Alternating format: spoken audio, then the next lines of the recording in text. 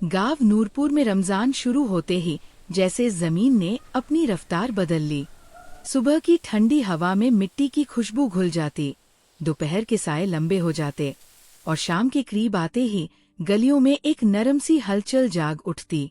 कच्चे रास्तों पर बच्चों की दौड़, खेतों में दूर तक फैली गंदम की सब्जी और मस्जिद के लाउड स्पीकर से निकलती तिलावत, सब मिलकर एक ऐसा मंजर बनाते जिसमें भूख भी इबादत लगती और प्यास भी दुआ। अली 12 बरस का था। इस साल उसने जिद नहीं, इरादा किया था कि पूरे रोजे रखेगा। दादी अम्मा ने उसके सर पर हाथ रखकर कहा था, बेटा, रोजा सिर्फ भूख प्यास नहीं, ये दिल की तरबियत है। जब जुबान नरम हो जाए और हाथ देने लगे, समझो रोजा कबूल होने लगा। अली ने बात तो सुन ली, मगर उसके लिए असल इम्तिहान अफ्तार से पहले का आखिरी घंटा था, जब वक्त घड़ी की सुइयों के साथ नहीं चलता बल्कि अपने ही वजन से खिंचता रहता। नूरपुर की हर शाम अफ्तार की खुशबू से भर जाती। कोई घर पकोड़े तलता तो धुएं में बेसन और हरी मिर्च की महक उड़ती। कहीं समोसों की चटकने की आवाज आती, कहीं चाट में इमली घोली जाती और कहीं शरबत के जग में बर्फ टकराकर खनक पैदा करती। औरतें बावर्ची खानों में मसरूफ होते, मर्द मस्जिद के सहन में दस्तरख्वान बिछाते और बच्चे बस अजान होने वाली है कह कहकर खुद को बड़ा साबित करते। अली के घर में भी यही मंजर होता।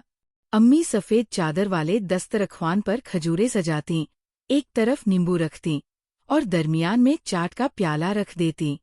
दादी अम्मा दही बड़े पर धनिया छिड़कती और कभी कभी अली को छेड़ती, हाँ भाई रोजेदार, आज कैसा हाल है? अली मुस्करा देता मगर पानी का जग देखकर निगाह फौरन हटा लेता, जैसे निगाह पड़ते ही प्यास बढ़ जाएगी। अफ्तार अक्सर मस्जिद में होती। नूरपुर की मस्जिद छोटी थी मगर दिलों की तरह वसीय। इमाम साहब सबको एक ही सफ में बिठाते, अमीर हो या गरीब, किसी का दस्तरख्वान अलग नहीं होता था। लोग घरों से जो कुछ बन पड़ता लाते, किसी के पास ज्यादा होता तो ज्यादा रख देता, किसी के पास कम होता तो कम, मगर नियत सबकी यकसा होती। इमाम साहब हर रोज कहते, भाइयों, अफ्तार बांटने से बढ़ती है, कम नहीं होती। और लोग इस जुमले पर ऐसे सर हिलाते जैसे बचपन से इसी बात पर यकीन रखते हों। रमजान का 15वां रोजा आया तो गर्मी कुछ ज्यादा थी। सूरज जैसे आसमान से जमीन पर बैठ गया हो। अली को प्यास ने बेचैन कर रखा था। उसने कई बार वुजू किया, कई बार दादी अम्मा के पास जाकर बैठा, कई बार कुरान की आयत को अपनी उंगलियों के साथ गिना, मगर वक्त फिर भी भागता नहीं था। शाम को वो दोस्तों के साथ मस्जिद पहुंचा तो देखा कि आज दस्तरख्वान कुछ सादा है, पकोड़े कम, समोसे कम, शरबत के जग कम। अली ने अहमद के कान में कहा, आज तो लगता है हिस्से भी छोटे होंगे। अहमद ने हंसकर जवाब दिया, रोजा अल्लाह के लिए है, पकोड़ों के लिए नहीं। इसी लम्हे मस्जिद के दरवाजे पर एक बूढ़ा आदमी आकर रुका। चेहरा धूप से झुलसा हुआ, कपड़े सादा और आंखों में सफर की थकन। वो शायद किसी दूर के कस्बे से आया था। इमाम साहब ने उसे देखा तो फौरन आगे बढ़े, सलाम किया, पानी पिलाने का कहा, मगर बूढ़े ने हाथ के इशारे से मना कर दिया। इमाम साहब उसे अंदर ले आए और अपने करीब बिठा दिया। बूढ़े ने आहिस्ता से कहा, बेटा, मैं राहगीर हूँ, आज रोजा भी रखा है, मगर कुछ हाथ नहीं आया। इमाम साहब ने मुस्करा कर कहा, ये घर आपका घर है, फिक्र न करें। जब अफ्तार का सामान तकसीम होने लगा तो वाकई हर एक के हिस्से में थोड़ा थोड़ा आया। लिए है। अली की प्लेट में 2 पकोड़े, थोड़ी सी चाट और एक खजूर थी। उसने बूढ़े की तरफ देखा। बूढ़ा खामोश बैठा था, जैसे अपनी किस्मत के सामने सर झुकाकर बैठा हो। अली के दिल में दादी अम्मा का जुमला गूंजा, दिल की तरबियत। उसने प्लेट उठाई और आहिस्ता से बूढ़े के सामने रख दी। चाचा, आप ये ले लें। बूढ़े ने चौंक कर पूछा, और तुम? अली ने जल्दी से कहा, मैं खजूर से अफ्तार कर लूंगा।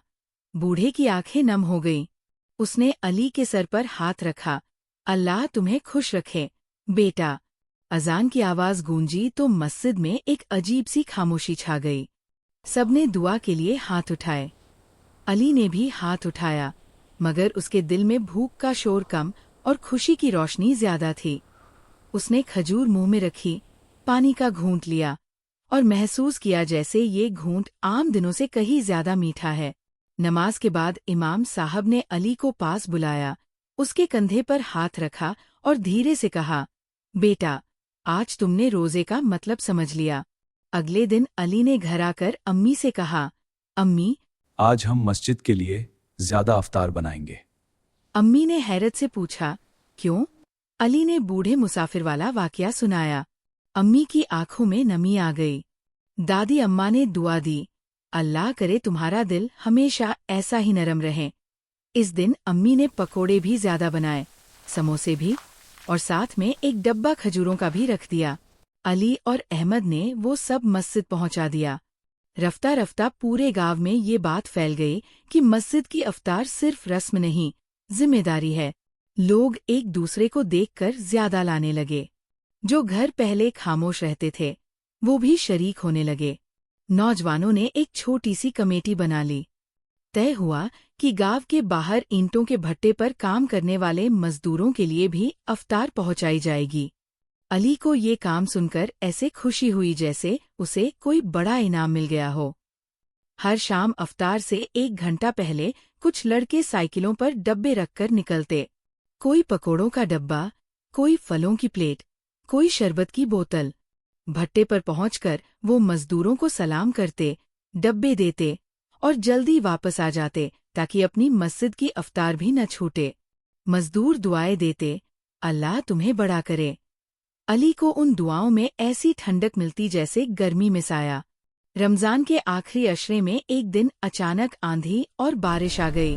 आसमान पर काले बादल ऐसे गहरे थे जैसे रात दिन के ऊपर आ गई हो। गलियां कीचड़ से भर गईं। लोग सोचने लगे कि आज मस्जिद में अफ्तार मुश्किल हो जाएगी, मगर नौजवानों ने हिम्मत नहीं हारी। किसी ने छतरी उठाई, किसी ने प्लास्टिक की शीट ली और सब मिलकर घरों से अफ्तार जमा करने निकल पड़े। अली भी भीगता हुआ दौड़ता रहा। उसके कपड़े मिट्टी से भर गए, मगर उसके चेहरे पर हंसी थी। मस्जिद पहुंचकर जब दस्तरख्वान बिछा तो बरसात की आवाज के बीच अंदर तिलावत की गूंज और बड़ों की दुआओं का शोर एक साथ मिलकर ऐसा लग रहा था जैसे रहमत बरस रही हो, बाहर भी और अंदर भी। इसी रात तरावीह के बाद इमाम साहब ने सबसे कहा, भाइयों, आज जिस तरह आप सबने बारिश में भी अफ्तार का इंतजाम किया, ये साबित करता है कि ईमान मौसम नहीं देखता। लोगों ने तकबीर कही।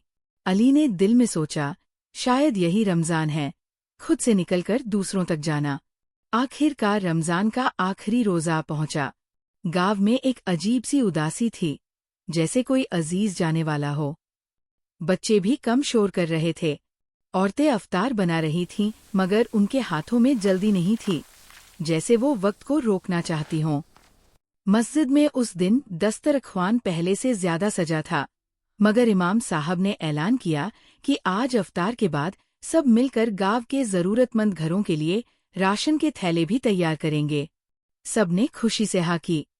अफ्तार के लम्हे में अली ने फिर बूढ़े मुसाफिर को याद किया। वो मुसाफिर अब शायद कहीं और होगा, मगर अली के अंदर वो दिन एक निशान की तरह रह गया था। उसने खजूर उठाते हुए दुआ की, या अल्लाह, मेरे दिल में ये आदत डाल दे कि मैं हमेशा बांट सकूं। उसकी दुआ में वो प्यास भी शामिल थी जो 15वें रोजे को लगी थी। वो बारिश भी शामिल थी जो आखिरी अशरे में बरसी थी, और वो शर्मिंदगी भी शामिल थी जो कभी कभी इंसान को अपनी खुदगर्जी पर महसूस होती है। ईद की चांद रात आई तो नूरपुर जगमगा उठा। घरों में चिराग जलने लगे, बच्चों ने नए कपड़े निकाल लिए और औरतों ने मेहंदी लगाई।